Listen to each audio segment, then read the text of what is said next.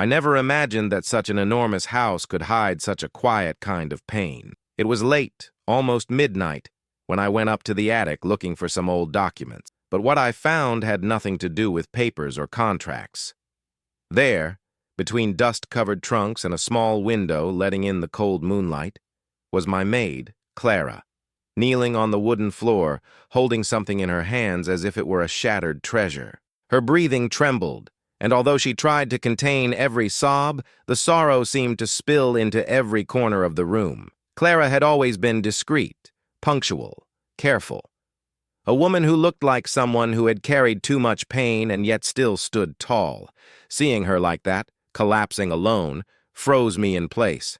For a moment I considered turning around and pretending I hadn't seen anything. But there was something so painfully human, so devastating in that scene, that my legs simply refused to move. As I approached, I finally understood what she was clutching to her chest. A small wooden box, old, worn by time. Clara opened it with trembling hands, revealing yellowed photographs, a broken bracelet, and a carefully folded letter.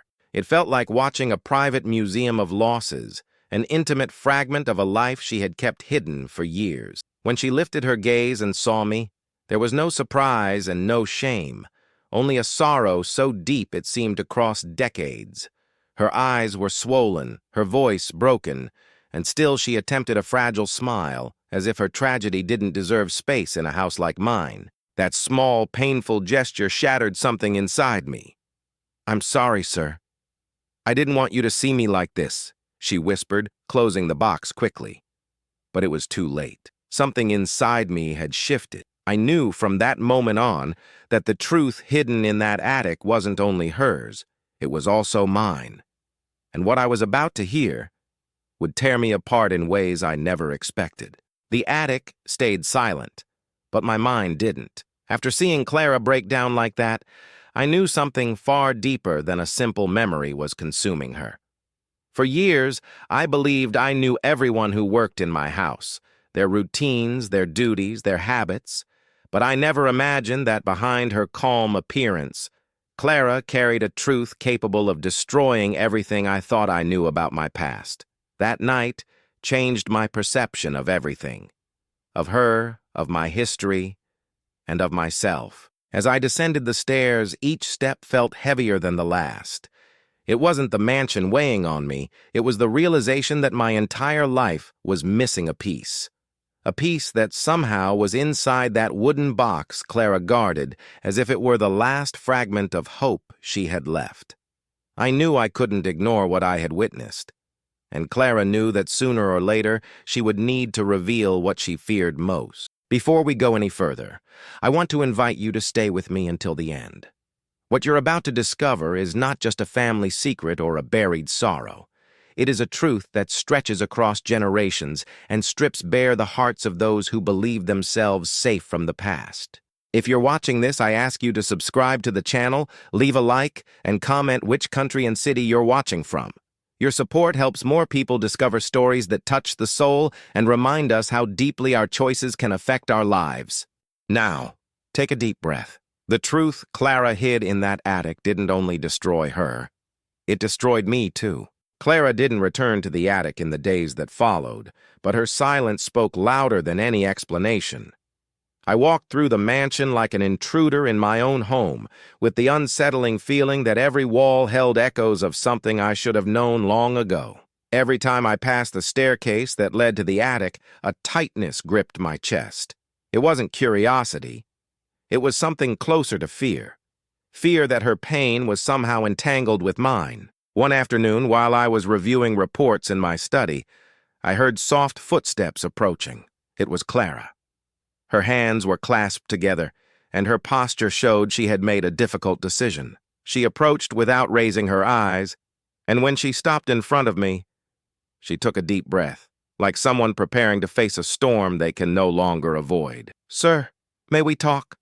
she asked in a trembling voice. I gestured for her to sit. Clara obeyed, but she looked more fragile than ever. Her fingers shook, and her breathing was uneven. I didn't know whether to ask her directly about the box or wait for her to speak. I didn't want to pressure her, but I could no longer live under that curtain of uncertainty. When she finally lifted her eyes, there was something in them, a mix of resignation and courage, that told me nothing that followed would be simple. "What you saw in the attic, you weren't meant to see," she began. But before she could continue, I shook my head. "Clara, I'm not here to judge you. I just want to understand. I need to understand." She swallowed hard, and for a moment her face took on an unexpected hardness, like someone who had carried a devastating burden for so long they no longer remembered what life felt like without it. Clara opened the handbag she had brought and placed the same wooden box from that night on the table. I recognized it instantly. The simple sight of it so close made my hands tense. "What's inside this changed my life," she whispered. "But it changed yours too. You just never knew." Her words cut through me like a blade. How could something I didn't even know existed have shaped my destiny? She opened the box gently. First, she removed the broken bracelet. Small, worn, but clearly precious in its time. Then she spread out the old photographs on the table. I leaned closer. The first image showed a baby wrapped in a blue blanket. The second showed a woman with a sorrowful expression holding that same child. It took me a few seconds to realize the baby was me. I recognized the shape of the eyes, the curve of the mouth. There was no denying it. "Where did you get this?" I asked, feeling the ground disappear beneath my feet. Clara took a deep breath and opened the letter at the bottom of the box, folded so many times it looked ready to fall apart. "Your mother left it with me," she confessed, "the night she disappeared." My heart lurched. That was impossible, or so I had always been told, Clara continued. Her words came out broken, as if each sentence unearthed a buried corpse. "I worked for your family long before you were born. I was the only one who saw what happened that night. Your mother was not sick, as they told you. She didn't die on a trip, as your father claimed." I felt the room closing in. "The truth is she was forced to leave," Clara said, eyes filling with tears. "And before they dragged her out of the house, she gave me this box. She begged me to guard it and give it to you one day, but I didn't. I couldn't." "The reason," she whispered, "is something you deserve to know, and what has haunted me for over 30 years. I didn't know whether to speak, cry, or scream. One thing became painfully clear. Nothing in my life was what I believed it was. And Clara was about to open a wound I never knew I had." Clara held the box in her hands as if it were still burning. Her breathing slowed, like someone preparing to relive a wound that had never truly healed. I stayed silent, waiting. I didn't want to interrupt her, didn't want to push her. But inside me, a storm was forming. For years, my mother's story had been a hollow space filled with contradictory versions. Now, for the first time, someone was about to hand me the truth I had been denied. "That night," Clara began, "I was finishing my chores in the kitchen. I remember it was raining, but not a gentle rain. It was one of those storms that seem to warn you something terrible is coming." She closed her eyes, her voice trembling. "Your mother came down the stairs with you in her arms, but she wasn't the elegant woman everyone saw during the day. She was barefoot, crying, desperate. I had never seen her so broken." A chill ran through me. I had always been told she died when I was just a baby. A convenient excuse. A convenient lie. "What happened next?" I asked, even though I was afraid to hear the answer. Clara inhaled deeply, gathering strength. "She begged me to help her leave the house. She said she couldn't stay another minute, that she was in danger, and you were too." My stomach tightened. "Danger from whom?" Clara lowered her gaze. "From your father." I froze. It felt like the walls swallowed the sound and threw it back at me even louder. Leon Vargas, the man who raised me with iron discipline, the admired magnate everyone respected, was he the same man who forced my mother to run for her life? Clara continued before I could process it. "She wanted to take you with her, but he caught her. There were screams, threats. He ripped the baby out of her arms. You cried uncontrollably." My hands trembled. Part of me wanted to deny everything, to push it away, but something in Clara's eyes told me there was no fiction there. Only truth. "And you?" What did you do? I whispered. Clara swallowed hard, her voice breaking. I tried to help her. I tried to go after her, but he threatened me. He said that if I helped her or spoke a word, he would throw me out and ruin my life. I was young, poor, and had a sick sister at home. I was afraid. Guilt weighed on her features, etched into every wrinkle on her face. Your mother was taken by force. They pushed her into a car without letting her say goodbye. I watched through the hallway window. Her face was soaked in tears, and she held a small wooden box, this very one. She looked at me one last time and shouted that someday you deserved to know the truth. My chest tightened until it hurt. Clara placed a hand over the box. I was a coward. I kept this hidden for years, hoping I'd find the courage to give it to you. But your father watched me. And later, you grew up.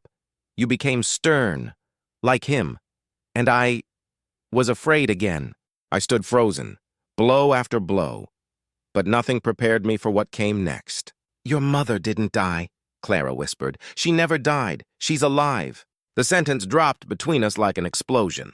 The air vanished. Time froze. What are you saying? I stammered. She lives far away. Very far. She wrote me 3 letters after she was taken away, but your father intercepted most of them. The last time I heard from her was 19 years ago, and I kept her address here. She pulled out a worn, folded piece of paper and placed it in front of me. My eyes devoured it with desperation. My mother was alive. My entire life had been a carefully crafted lie, and Clara was the only one who could piece together the destiny stolen from me. I didn't sleep at all that night. Every time I closed my eyes, I saw Clara's face in the attic, the open box, the photograph of the baby that was me, and the sentence that wouldn't let me breathe. Your mother is still alive. That revelation didn't just shake my history, it obliterated it. And as I walked through the mansion in the dark, every portrait on the walls seemed to stare back at me with silent judgment, as if they all knew something I had never been told. By dawn, nothing remained of the man I had been for 30 years. I was no longer the disciplined heir, the cold businessman, the obedient son. I felt like a stranger in my own skin. And for the first time, I needed answers, not out of pride, but out of emotional survival. I decided to find Clara before the day truly began. I found her in the kitchen, preparing coffee in silence, just as she had for decades. But that day, her hands were trembling. I need you to take me to the end, I said without hesitation. I want to know everything. I won't step back. Clara lifted her eyes slowly. There was a depth of exhaustion in them, one that looked like it belonged to another lifetime. Sir, if you move forward, nothing will ever be the same. It already isn't, I replied. Clara sighed, defeated, and nodded slowly. Your mother came into this house out of love and left out of fear. She didn't belong in your father's world, and he knew it. That's why he tried to separate her from you from the moment you were born. My fists clenched. What did he want? Control, Clara whispered. Your father feared she would pull you away from business, from his legacy, from the life he planned for you long before your birth. She discovered things. Financial inconsistencies, hidden deals, money disappearing into places it shouldn't. She wanted to protect you, but he decided to protect himself. I felt sick. With every sentence, a new abyss opened beneath me. Did she try to report him? Clara shook her head gently. No, your mother wasn't confrontational. She just wanted to escape. That was all. But your father wouldn't allow it. He didn't want someone like her, a woman without wealth or a powerful last name, shaping your future. I stepped back and began pacing, breathing heavily. It was impossible to accept that the man who raised me with almost military discipline was the same man who ripped a child from his mother's arms. Why didn't you ever tell me? I asked, voice cracking. Clara shrank inside herself. Because I was afraid. Afraid of him. Afraid of losing my job. Afraid that you would hate me for keeping the silence that destroyed your mother. And destroyed me. A blow struck my chest. Clara wasn't the culprit. She was as much a victim as my mother. The truth was bigger than all of us. And the letters? I pressed, trying to steady my voice. Do you have them? Clara lowered her gaze. as if handing over the last piece of her soul. One, only one. I hid it for years because I couldn't bear to look at it. It's in my room. If you want to read it, I didn't hesitate. Bring it. The seconds she spent upstairs felt like hours. When she returned, she held a yellowed envelope. The ink almost faded, barely holding the words my mother had written. For my son. My heart pounded so violently I feared I might tear the paper. My fingers trembled as I opened the letter. The handwriting was firm but soaked in pain. My love, if you are reading this, it means you are strong enough to know the truth. My vision blurred. I couldn't keep reading. Every word ripped something inside me, as though my entire life had been built on unstable ground. Clara watched in silence, her expression that of someone witnessing a wound reopening after decades. When I finally raised my head, I took a deep breath. I'm going to find her. Clara closed her eyes, relieved and terrified at once. And in that moment, clarity struck me like lightning. Finding my mother wouldn't be a journey. It would be an earthquake. And the epicenter had just begun to shake.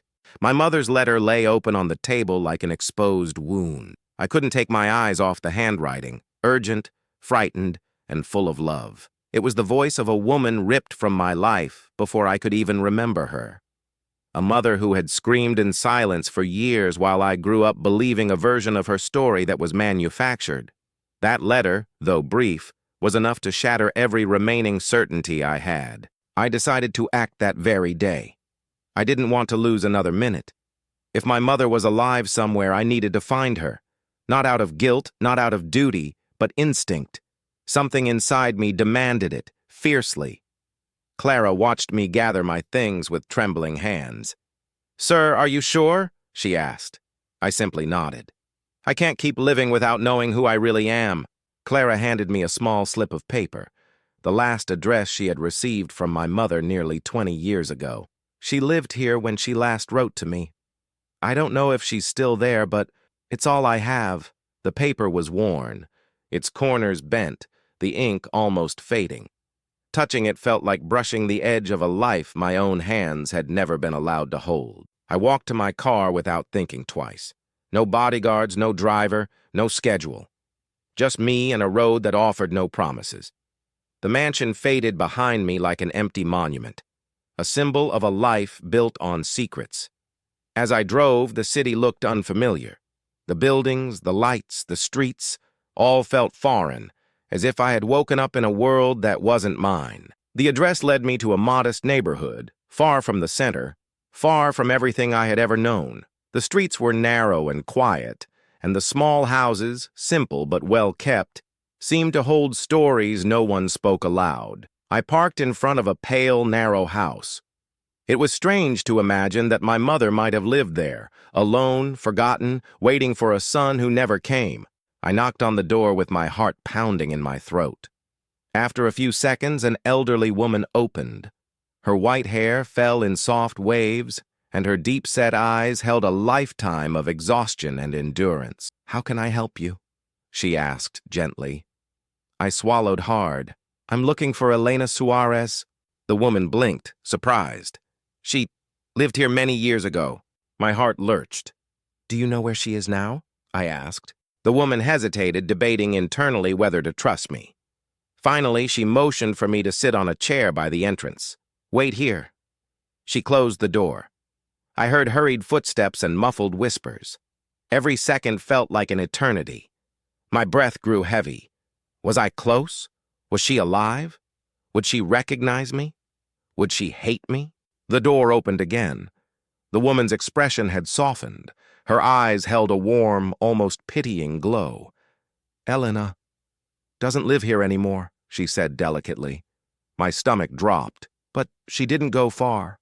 My heart jumped. "Where is she?" I whispered. The woman took a slow breath. "In a residence for elderly women. She moved there a few years ago.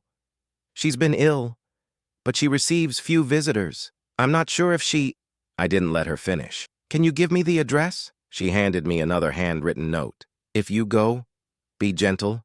She has suffered greatly." I held the address as if it were gold, another fragment of the path, another piece of her. I thanked the woman, though my voice trembled. When I returned to the car, my hands were sweating, my heart racing. I was only a few miles away from rediscovering my own story. The truth was no longer a rumor. It was an inevitable destination waiting for me at the other side of the city. I started the engine, and with the headlights cutting through the quiet street, I drove toward the place where perhaps my mother had been waiting for me for decades. The residence was located on the outskirts of the city, surrounded by a quiet garden where the flowers seemed to wither more slowly, as if time itself felt compassion for the souls living there. I parked in front of the gate with cold hands and a heartbeat pounding out of rhythm. I had never feared anything, not business rivals, not losses, not enemies. But standing there with the possibility of finding my mother after all those years, I felt like a lost child. I walked into the reception with hesitant steps. A young nurse greeted me with a professional smile. "How can I help you?" I took a deep breath. "I'm looking for Elena Suarez." Her smile softened in an almost sympathetic way. "She is here, but you should prepare yourself. Her memory isn't what it used to be." My lungs tightened. "I want to see her anyway." The nurse led me down a long, quiet corridor. The walls were decorated with photographs of gardens, fields, sunrises, images meant to bring comfort to those who had endured too much. Every step felt like it carried me closer to a fate I couldn't predict. Finally, she stopped in front of a white door. "She's inside. Just know. Some days her mind is clearer, other days it isn't." I thanked her with a small nod, though my hands were trembling. I pushed the door open gently. The room was simple, lit by a window where the morning light fell softly on the bed.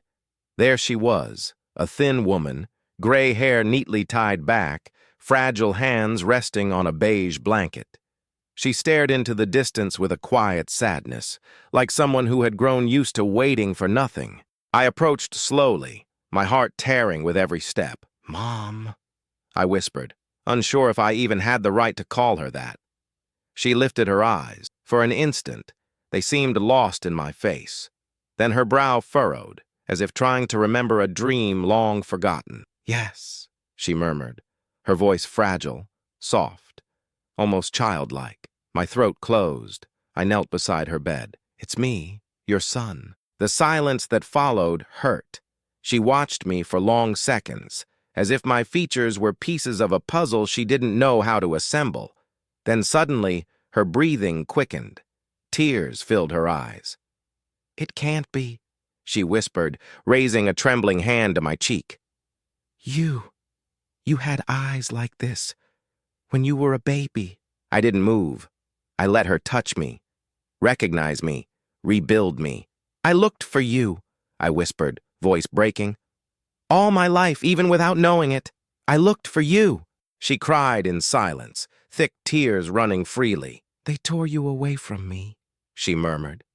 "They told me I would never see you again, that it was dangerous, that I didn't deserve you." I wrapped my arms around her. I couldn't hold back anymore. Everything I had been, everything I had lost, everything that had hurt, burst open in the arms of the woman I had never forgotten, even without memories of her. "Forgive me," she repeated, like a prayer she had kept inside for decades. "You have nothing to ask forgiveness for," I said. "None of this was your fault." We stayed like that for a long time, holding each other like two fractured lives finally finding their missing halves. When she calmed down, she rested her forehead against my chest. "I always wanted you to know the truth," she whispered. "I never stopped loving you. Never." I helped her sit up as she held my hand tightly, afraid to lose me again. "I want you to come with me," I said. "Let me take care of you. Let me give you everything they stole from us." She smiled for the first time, small, faint, but shining. "I don't need riches.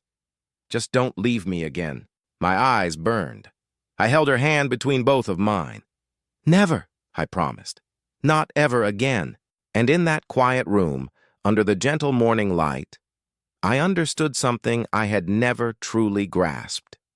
No fortune, no legacy, no power is worth more than reclaiming the one who gave you life. And in that moment, I finally went home. Bringing my mother home felt like reclaiming a part of myself that had always been missing, even if I never knew it. In the mansion, I prepared a bright, peaceful room for her, filled with plants, soft music, and the new photographs we began taking together, rebuilding the story that had been stolen from us. Some days, her memory was sharp. Others, time became a maze she struggled to navigate. But every single day, without fail, she held my hand and whispered, "Thank you for coming back." And those 6 words held more value than any company, deal, or fortune I had ever built. Clara continued living with us, no longer as an employee, but as part of the family. I will never forget the way my mother embraced her the first time they saw each other again. "You cared for me when no one else could," she told her. Clara cried harder than I had seen since the night in the attic. And in that moment, I understood that truth, when finally revealed, does not destroy. It frees. Today, I walk through the mansion with the certainty that my roots finally have a name, a face, and a real story. My mother now lives surrounded by love, and I live knowing the past is no longer an open wound, but a chapter that finally found its ending. And it all began the night I found my maid crying in the attic.